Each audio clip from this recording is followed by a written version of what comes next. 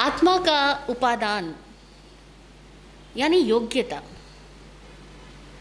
आत्मा की योग्यता भाव करना है। जीवात्मा ही भाव प्रसारित कर सकती है। भाव से हमारी भावी की रचना होती है, भविष्य बनता है। जैसा भाव वैसी भावी। सवाल यह है कि भाव अच्छा है या भाव बुरा है, इसका निर्णायक कौन?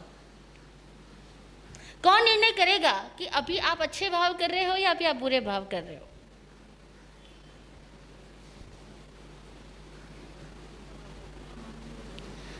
क्या कोई ग्रंथ बताएगा? कोई शास्त्र बताएगा? कोई शास्त्र, कोई ग्रंथ, कोई संत यह नहीं बता पाएगा कि आप इस समय अच्छा भाव कर रहे हो या बुरा भाव कर रहे हो। यह निर्णय केवल आप ही को लेना होगा। हर एक व्यक्ति को अपने आप से ही जानना होगा कि उसका भाव अच्छा है या बुरा है। कहने को तो हर आदमी यही कहता है कि मेरा भाव अच्छा है। मुझे तो आज दिन तक ऐसा कोई मिला ही नहीं जो ऐसा कहता हो कि महाराज साहब मेरा भाव ही बुरा है। हर आदमी यही कहता है मेरा भाव अच्छा है, और हर आदमी ये भी कहता है कि मेरे साथ बहुत बुरा होता है। नहीं, आपको ऐसे लोग मिले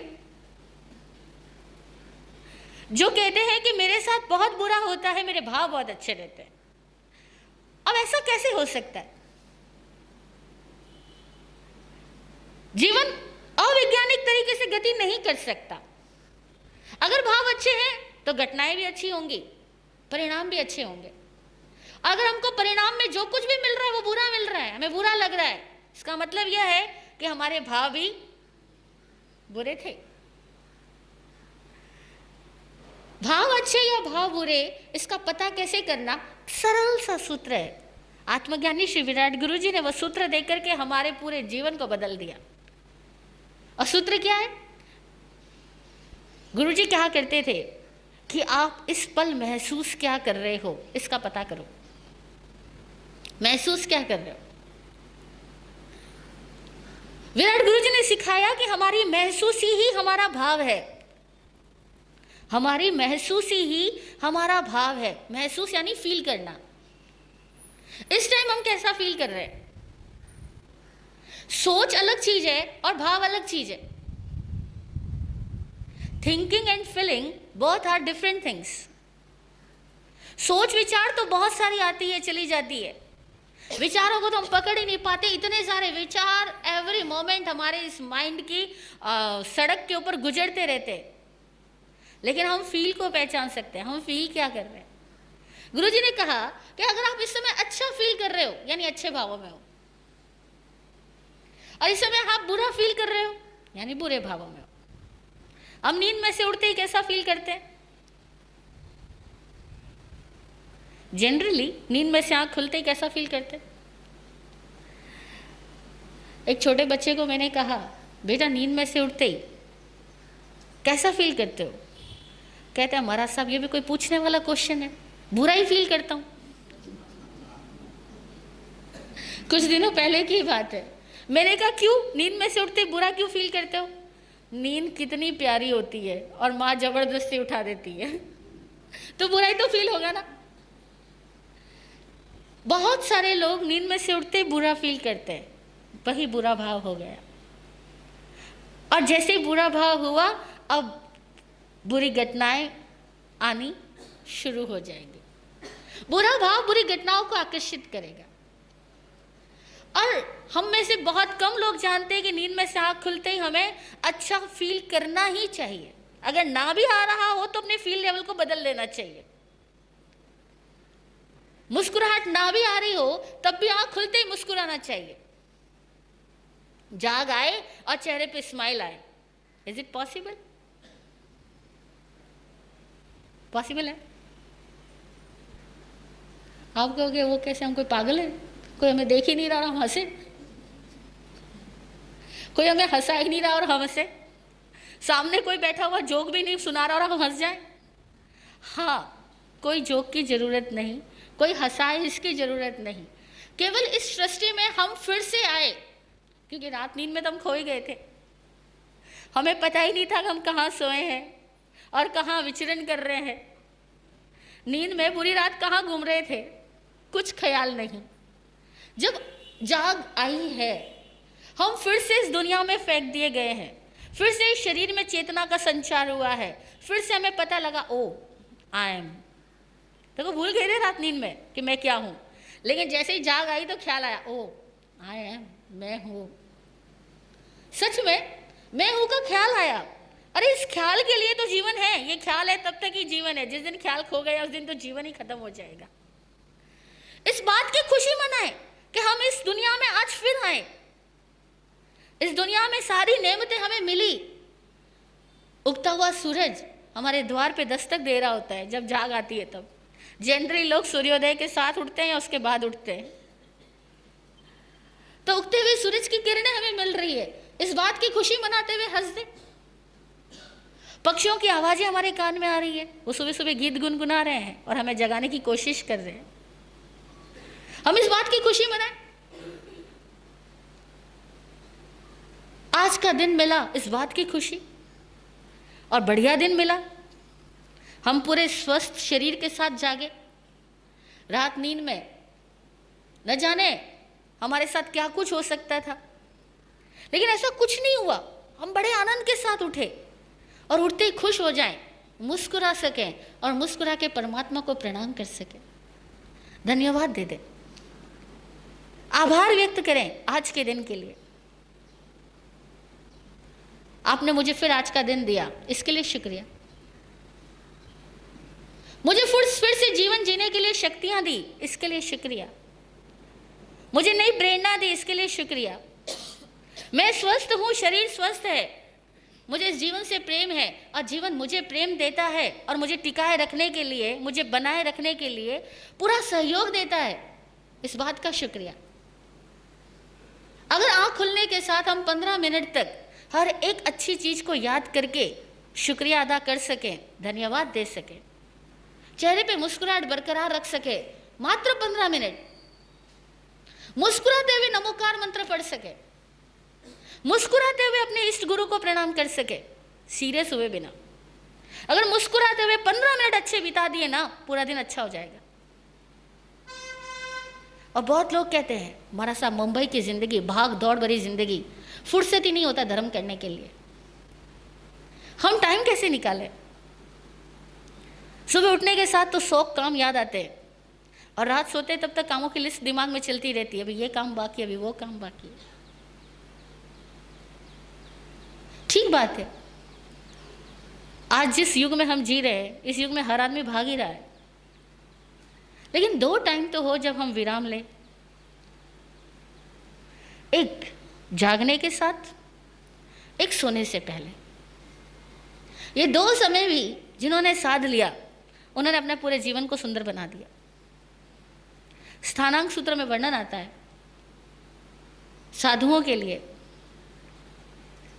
कि जो साधु साध्वी रात का प्रथम प्रहर और अंतिम प्रहर, प्रथम प्रहर जब आदमी नींद में जाएगा उसके पहले का समय, और अंतिम प्रहर जब आदमी नींद में से जागेगा उस समय, जो साधु साध्वी रात के प्रथम प्रहर और अंतिम प्रहर में स्वाध्याय करते, ध्यान और भक्ति में लीन रहते, शुभ भावों में रहते हैं, वे साधु साध्वी अपने लिए सुख शैया का निर्माण करते हैं। सुख शैया, शैया जिस पे हम सोते हैं, कह रहे हैं उनका पूरा जीवन सुख शैया बन जाएगा। और जो साधु साध्वी इसके विपरीत रात्रि का प्रथम प्रहर और अंतिम प्रहर निंदा में, विकथा में, चुगली में, चिंताओं में, परेशानियों में, इधर उधर की प्रपंचों में बिता देते हैं, स्वाध्याय ध्यान का उत्सर्ग नहीं करते, परमात्मा के साथ अपने आप को जोड़ते नहीं हैं, वे अपने लिए दुख शैया का निर्माण करते हैं। यानी उनकी जिंदगी दुखों की सेज बन जाएगी। अब बात केवल साधु साध्वी के लिए ही नहीं है, बात हम सब के लिए है, क्योंकि हमारे दृष्टिकोण में तो जो भी आदमी अपने आप को साध रहा है वो साधु है, चाहे उसने बाना पहना या नहीं पहना, कोई फर्क नहीं पड़ता।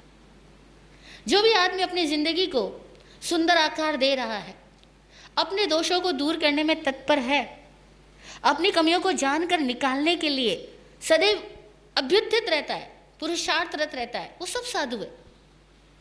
खाली वेश परिवर्तन से ही साधुता का संबंध नहीं है। और संयम भी भावों की चीज है। भावों में जागृति है तो संयम है, अन्यथा बाना बदल दिया लेकिन भावों में जागृति नहीं है तो आदमी दिन में भी सोया है, रात में भी सोया, जागा ही नहीं। और जो जागा ही नहीं, श्रमण भगवान महावीर कहते हैं वो मुनि ही नहीं। क्योंकि मुनि की परिभाषा क्या? श्रमण भगवान महावीर स्वामी से पूछा गया, मुनि की परिभाषा क्या, आप किसको मुनि कहते हो? उन्होंने नहीं कहा जो गर्भात छोड़े वो मुनि, उन्होंने नहीं कहा जो पंच महाव्रत धारे वो मुनि, उन्होंने नहीं कहा जो धोवन पानी पिए, राग का पानी पिए, गर्म पानी पिए वो मुनि, उन्होंने नहीं कहा रात्रि भोजन त्यागे वो मुनि, उन्होंने नहीं कहा जो ब्रह्मचारी है वो मुनि। सुनना,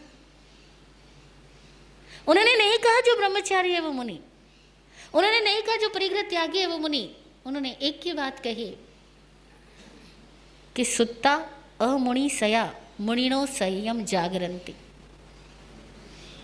सुत्ता अमुनि सया, अमुनि वह जो सदा सोया रहता है, मुनिनो संयम जागरन्ति, मुनि वह जो सतत जागृत रहता है। यानी मुनि कौन? जो जागृत है, जागृत चित्त वाला है, अपने आप के प्रति जागरूक है, अपने आप में जागृत है। मैं किस समय क्या महसूस कर रहा हूं, इस बात के लिए जो प्रतिपल जागृत है वह मुनि है। और हम महसूस क्या कर रहे हैं? जो हम महसूस कर रहे हैं वो हमारा भाव है, और जो हम महसूस कर रहे हैं वही हमारा भविष्य है। इसीलिए महसूसी पे ध्यान दो। Always feel good, feel good, बस एक ही फैक्टर पे ध्यान दो, फील क्या कर रहा हूं। किसी भी क्षण, चाहे नींद से जागा ही तब, चाहे रात नींद लेने जा रहे हो तब, कितनी ही आपकी जिंदगी में ट्रैफिक है, कितनी ही आपकी जिंदगी में भागदौड़ है, कितनी हलचल है, कितना भी कोलाहल है, एक ही बात पे ध्यान दो, आप क्या फील करते हो। जो सोने जा रहे हो, चेहरे पे स्माइल, बहुत मुश्किल है। हम ये बात आपको कह रहे हैं, इसके पहले हमने बहुत प्रैक्टिस की,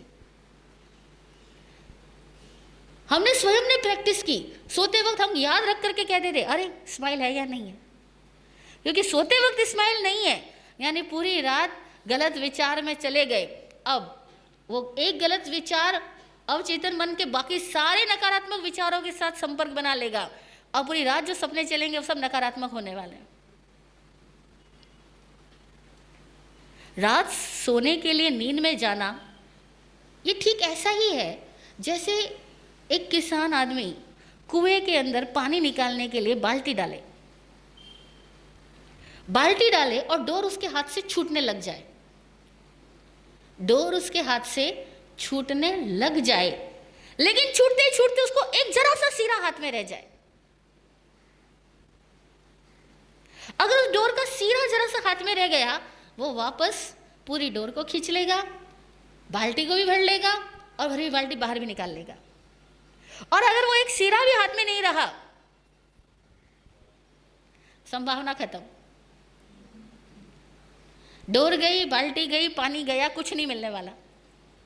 रात नींद में जाते वक्त हमारा जो अंतिम विचार है, जो हमारी अंतिम महसूसी है, वो इतनी ज्यादा महत्वपूर्ण है क्योंकि अब कुएं में जा रहे हैं हम, चेतना के अंतर में, अवचेतन मन में प्रवेश कर रहे हैं, कुएं में जा रहे हैं। अभी हमें पता ही नहीं उसके बाद में कहां गिरने वाले हैं, कहां पहुंचने वाले हैं। जब तक जाग रहे हैं तब तक कुछ कुछ पता है, नींद आने के बाद में किसी को नहीं पता कि वो कहां पहुंच जाएगा। उससे मिलना भी आसान नहीं होगा। हमसे कोई नींद में मिलना चाहे बहुत मुश्किल है। जागते हुए मिलने के लिए तो डिजिट्स है हमारे पास में, हर आदमी के पास नंबर है कि नंबरों से आदमी को मुलाकात की जा सकती है, लेकिन नींद में जाने के बाद में हमारे पास कोई नंबर नहीं है। और नींद के जाने के बाद में हम जागते रहे, उसका नंबर क्या है? वह है सोने से पहले की विधि। सोने से पहले पूरे होशोवास से भर के, खुश मन से, केवल 10 मिनट या 15 मिनट, ज़्यादा भी नहीं, 15 मिनट तो हर आदमी निकाल सकता है, कितना भी बिजी शेड्यूल हो। सोने से पहले के 15 मिनट, जागने के साथ के 15 मिनट, इतना समय भी एक आदमी निकाल ले और वो 15 मिनट अच्छा फील करे। अब अच्छे फील करने के लिए आपको क्या क्या करना, वो एक अलग सब्जेक्ट है। अच्छे फील करने के लिए धन्यवाद की प्रार्थना करो। अच्छा फील करने के लिए जो जो आज के दिन में अच्छी घटनाएं घटी उनको याद करो। आज बहुत अच्छी घटनाएं भी घटी होंगी, भूख लगी होगी और बिना कुछ कहे हमारे सामने नाश्ते की प्लेट आ गई होगी, चाय पीने की इच्छा जगी होगी और सामने वाले ने चला करके चाय सर्व कर दी होगी। अच्छी घटना घटी या नहीं घटी? ये कोई कम पुण्य की बात है? बहुत सारे लोग ऐसे भी हैं जो चाय पीने के लिए सुबह से शाम तक इधर से उधर डोलते हैं कि कहीं 2 4 5 रुपए इकट्ठे हो जाए तो वो एक कप चाय पी सके। हमें तो बहुत इजीली चाय मिल गई, कितने पुण्य की बात है। हम फील कर सकें कि हमारे पास में कितना कुछ इजीली अवेलेबल हो जाता है, हम उन सबको याद कर सकते हैं, धन्यवाद दे सकते हैं। आज का दिन हमारा सुख शांति से बीता, परिवार वालों ने सबने मुझे प्रेम दिया, सहयोग दिया, सम्मान दिया और मैं भी बहुत सारी लोगों की ज़िंदगी में प्रेम भर सका, उनके चेहरे पे मुस्कुराहट ला सका, उनको अपना आनंद बांट सका, अपनी खुशियां बांट सका, उनको अपना ज्ञान बांट सका। इस बात की खुशी मनाए,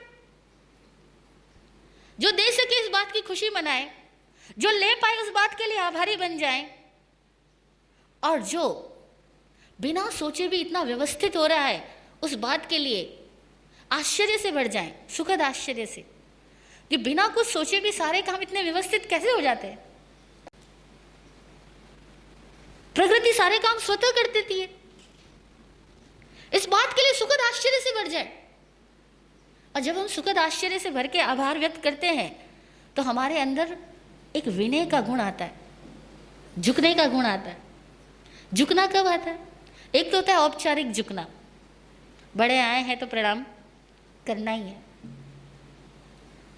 एक होता है लोभ के कारण से झुकना, बड़ा अवसर है,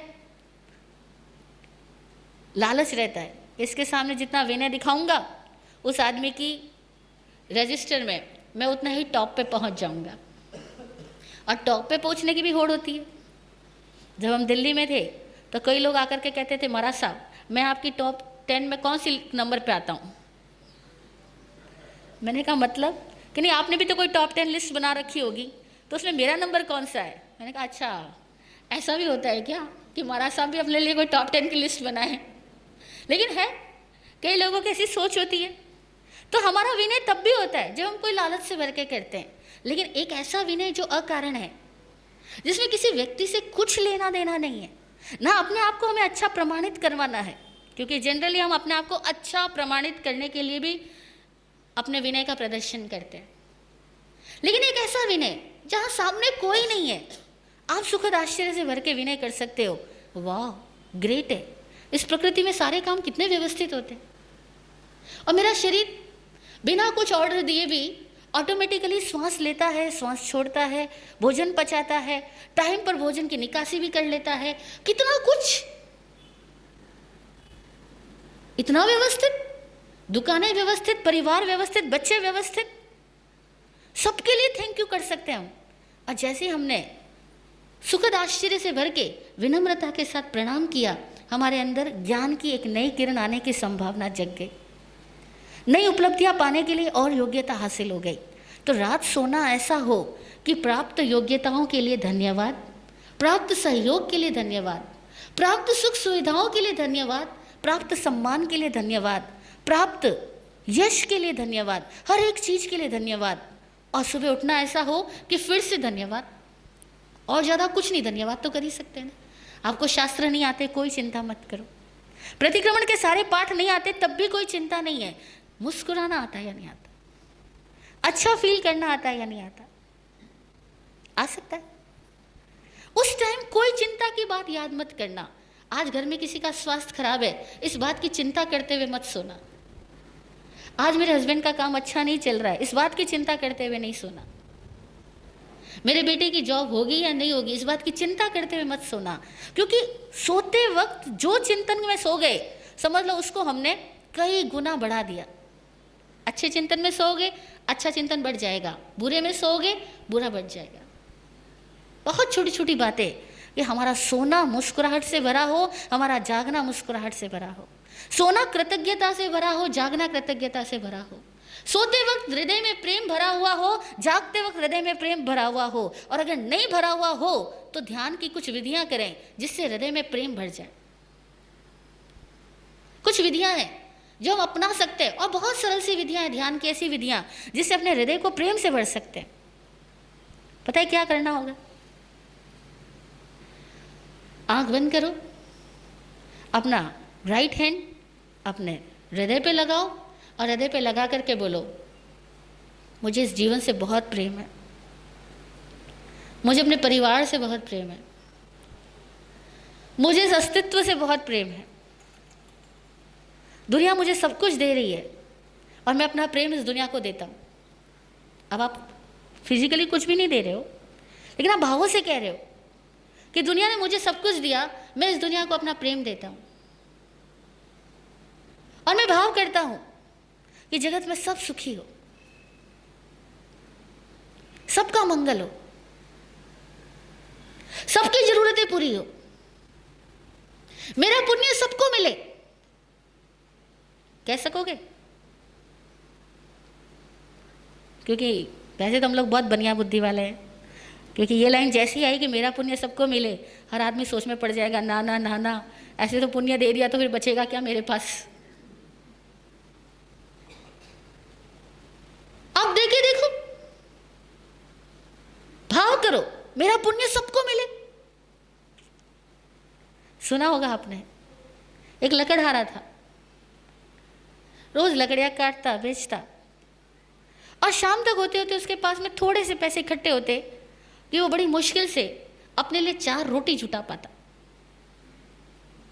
4 रोटी की व्यवस्था भी उसके लिए बहुत मुश्किल थी, और हर दिन वो अपनी भूख से कुछ कम पाता और भूखा ही सो जाता। जब हर दिन उसको भूखा सोना पड़ता था तो एक दिन तो उसको बहुत गुस्सा आया। उसको लगा मैं इतनी मेहनत करता हूँ, मेरी किस्मत कितनी खराब है, हर दिन भूखा सोना पड़ता है, मेरे को पेट भरा भोजन नहीं मिलता। इसी गम में वो रात को सोया, और सुबह जब जागा और लकड़ी काटने के लिए जब चलने लगा तो उसको रास्ते के अंदर एक साधु मिले। लकड़हारे ने उस साधु को देख करके कहा कि महात्मा, आपको तो भगवान के दर्शन होते ही होंगे, भाई हम तो गरीब आदमी हैं, लकड़ी बेचने वाले हैं, और दिन भर लकड़ी काटते हैं तो हरे हरे पेड़ों को भी नुकसान पहुंचाते हैं, हमें तो परमात्मा के दर्शन हो नहीं सकते, पर आपको तो होते ही होंगे। साधु बोले, हाँ बोलो क्या बात है। नहीं और कुछ नहीं, अब की बार जब आपको ईश्वर के दर्शन हो तो मेरे लिए एक सवाल पूछ लेना। साधु बोले, क्या?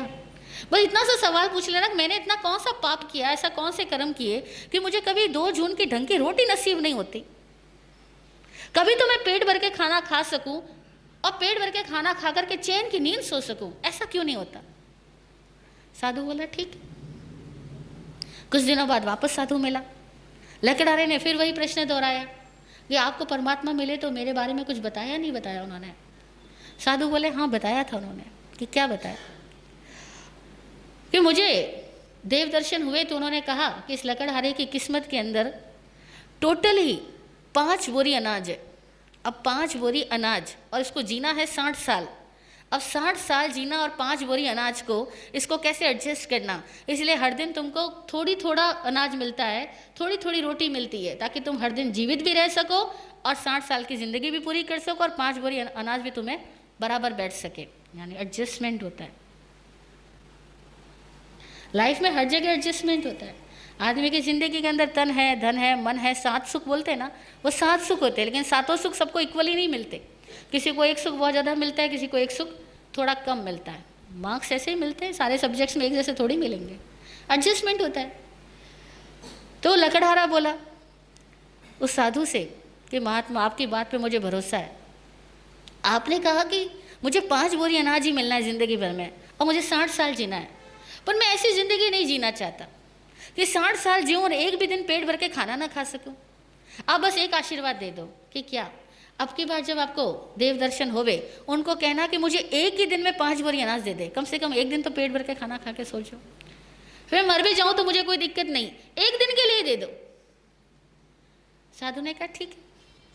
साधु खुद करामाती था, साधु था, पहुंचा हुआ पुरुष था। उसने आशीर्वाद दे दिया और अगले दिन उस साधु ने ही कुछ ऐसी व्यवस्था कर दी कि उसके घर में अगले दिन सुबह सुबह 5 बोरी अनाज पहुंच गया। अब चीज़ें चमत्कारिक रूप से घटित होती दिखती है, लेकिन हर चमत्कार के पीछे भी कोई ना कोई व्यवस्था काम कर रही होती है। और वो साधु की व्यवस्था थी, वो साधु की व्यवस्था काम कर रही थी कि उस लकड़हारे के घर में अगले दिन सुबह जब वो जागा 5 बोरी अनाज था। वो इतना खुश हो गया, वो कि महात्मा को मैंने जो कहा, महात्मा ने मेरी बात को पूरा कर दिया। महात्मा में गजब जादुई शक्ति है।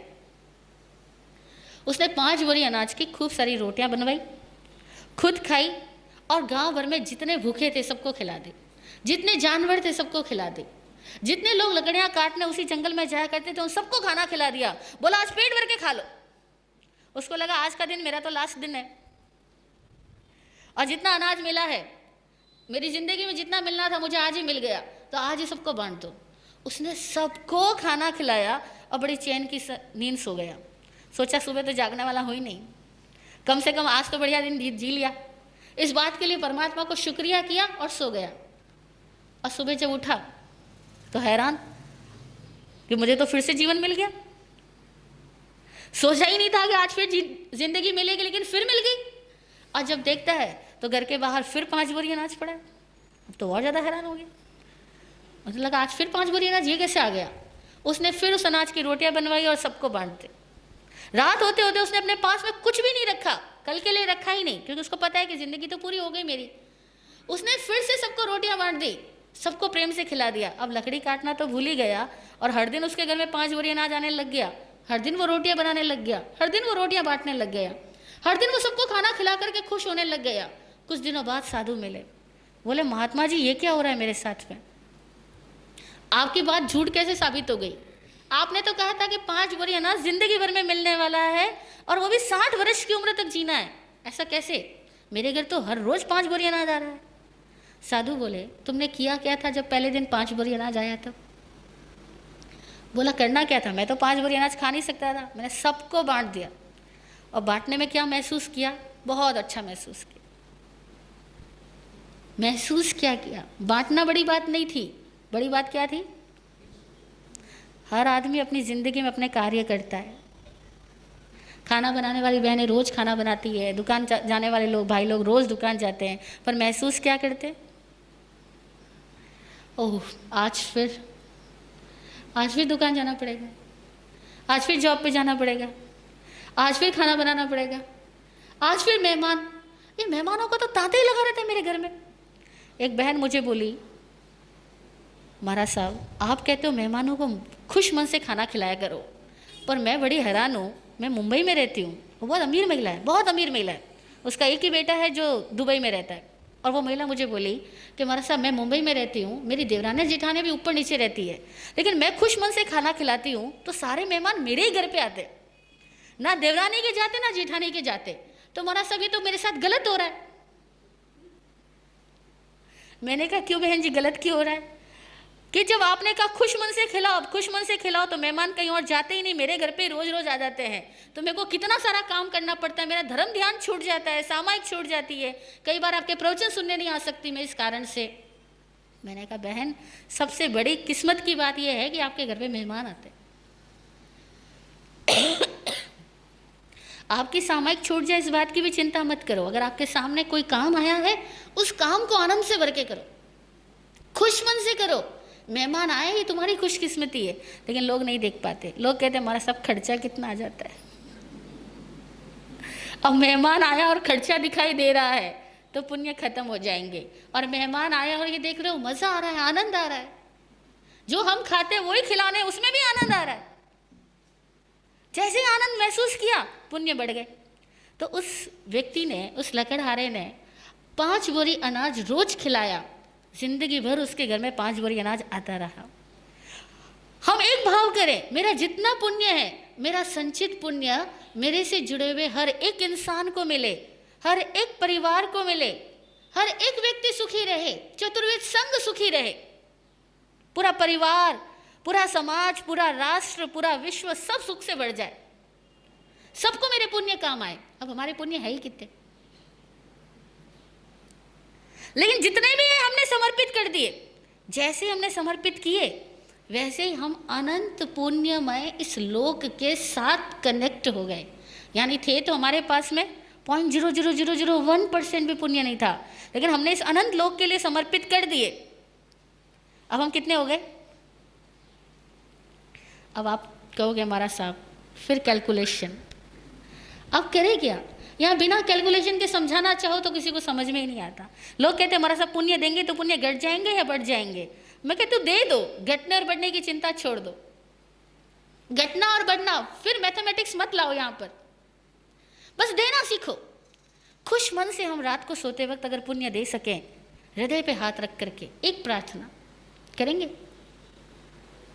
करेंगे। धन्यवाद। बस अच्छा महसूस करना वही अच्छा भाव है, और अच्छा भाव अच्छा भविष्य। जय हो।